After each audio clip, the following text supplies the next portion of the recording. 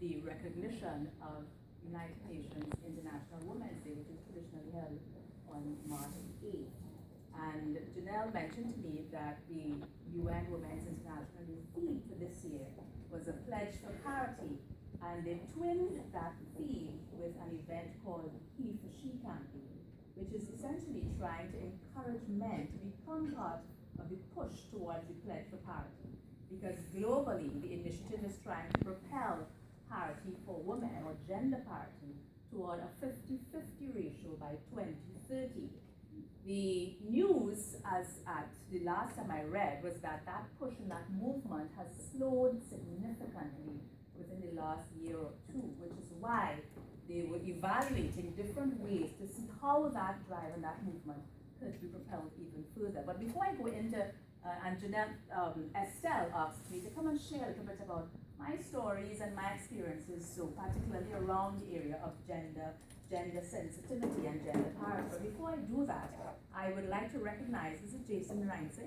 Jason Narainse. I came in when he was sharing a little bit of his story and his interaction, particularly related to a gender perspective. And I want to congratulate you because I got the tail end and I sensed that when you started, there may have been a bit of discomfort speaking to that particular issue.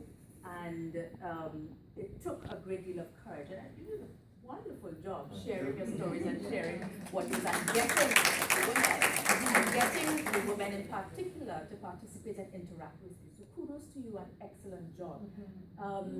Commander Hero just left, but I would have wanted to say to him that I did not know that side of him. I knew him as the director of the National Operations Center. And in his role as the director of the NOC, he was par excellence. He was brilliant. I'm sure that when many of you, or when he was there at the NOC, and if there was anything happening on the ground, in traffic, you would get notification from the NOC that this was happening and this is how we could respond. So he was exceptional at what he did. What moved me in what he said is his lack of fear to speak to the issues of faith. To me, that is significant because that is something that many people don't generally tend to open up and speak about. More so, many men don't generally tend to open up and speak to about. So I really want to congratulate him and let him know that I'm so proud to have seen this other part of him. So in his absence, let's just please give him a round of applause. Estelle, could you please, let him know that I said that? So, Commander Hero made mention of one or two things. So Estelle told me that I'll share a little bit and then we will ask questions. Is that the format? Yeah? Is that the format? Yes? Is that the format? Yes. Okay.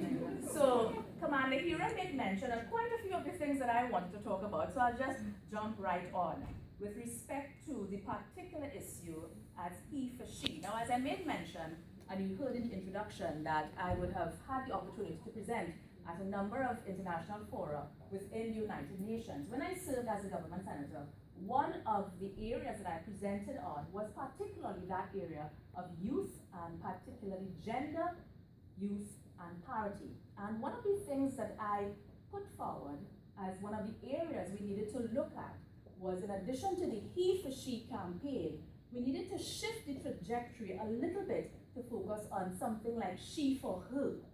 Because I don't know about you, but many times we, meaning us women, tend to be our own worst enemies. Do you agree with me? Yes. So that even though we encourage the men to participate and partner with us in trying to shift that trajectory towards parity, if we as women do not do what we can in our own way to support, mentor, build, develop, push, help each other, then that push towards gender parity is not going to be pushed any further, and it's not going to happen any faster, because every time we take one step forward, there'll be someone of us trying to pull us one step back. So that if it is you understand, this is why I put forward that it should not only be he for she, but it needs to look more like she for her. Because I am sure, if I were to ask if any of you had a story where you can share, where you felt that you were not sufficiently supported, boosted, or pushed by another sister, you would have many stories inside of here. Is that so? And that is one of the reasons why I decided to take this step to develop the Oxygen with Nicole motivational series. You see, In 2010, which was my second foray into the political arena, I don't know if you can recall the general atmosphere within Trinidad and Tobago. It was thick with negativity. The campaign almost resembled the United States electoral campaign now. It was negative, it was full of strife, people were just aggressive and angry with each other. And I almost felt stifled by that. And I said to a friend, I need oxygen, I need to breathe, I need to step away from this political strife and find what it was that propelled me in 2007 to become part of it. Because all I get every time I try to move forward is why, what's in it for you, what you want, you're the thief, you're that, politicians bad, blah, blah, blah. And you know the saying, because when you go on Facebook, you see it all. Politicians are A, B, C, X, Y, and Z. So that I needed to breathe some oxygen to remind me why I wanted to get involved in politics in the first place. And so that is where Oxygen with Nicole came to fruition. And I was fortunate enough to host Oxygen with Nicole, a motivational series where I invited women to hear the stories of other women.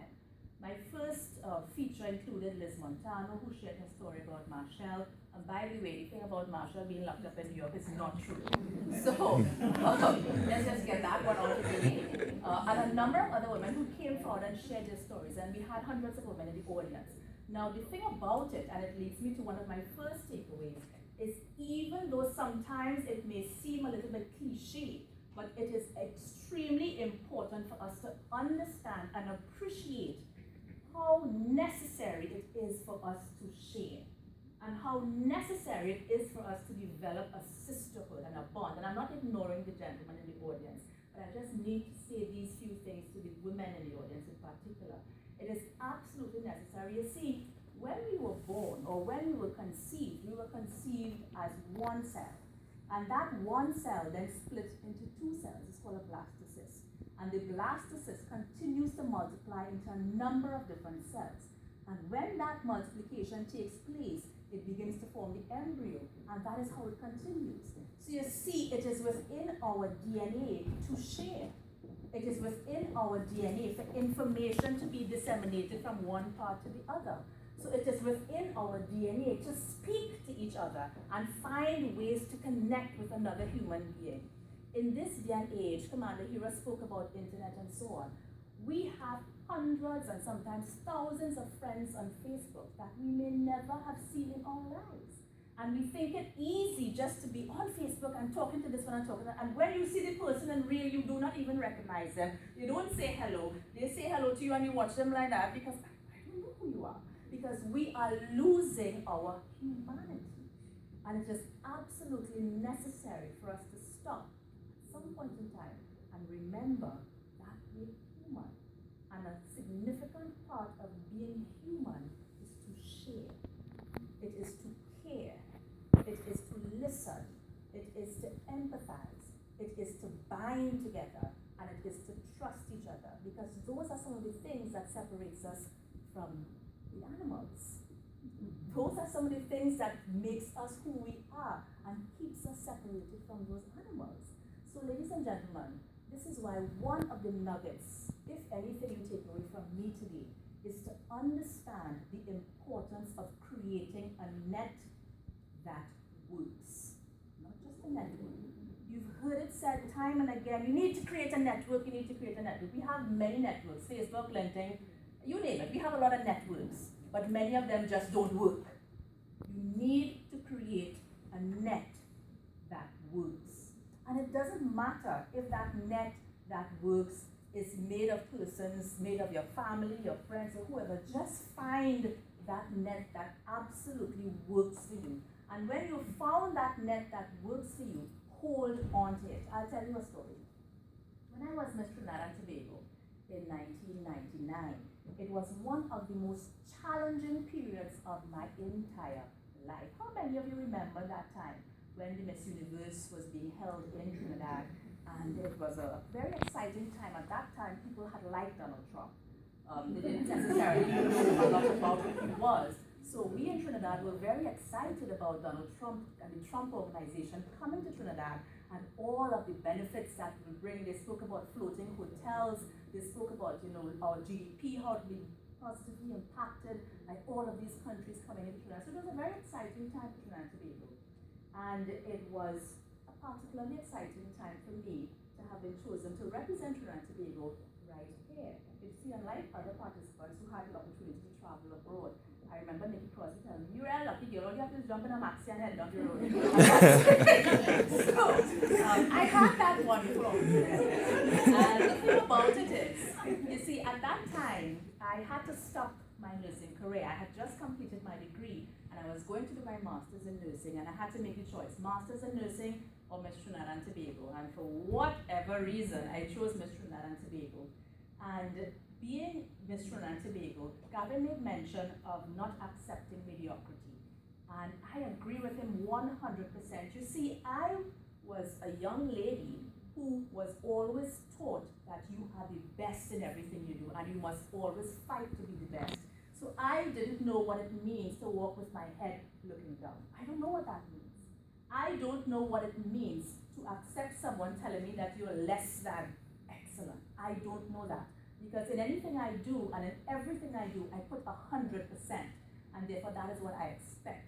So for some people, they will say, "Oh, what she is? Oh, what she walking with? She walking on air? What she is? She feels better than everybody." And you know that. You know that's what I'm talking about. How dare you? How dare you think that you could walk with your head held high? How dare you think that you could speak like that? How dare you think that you can achieve that? Who do you think you are? So I had a lot of that to deal with. Luckily, I had my net that worked. I'll tell you, and one of the things that I remember to connect this point is that in the transition, there were a number of physical things that I was told that I had to do and fix. That's what was said, fix. So after I got over the opposition to that, I agreed to a few things.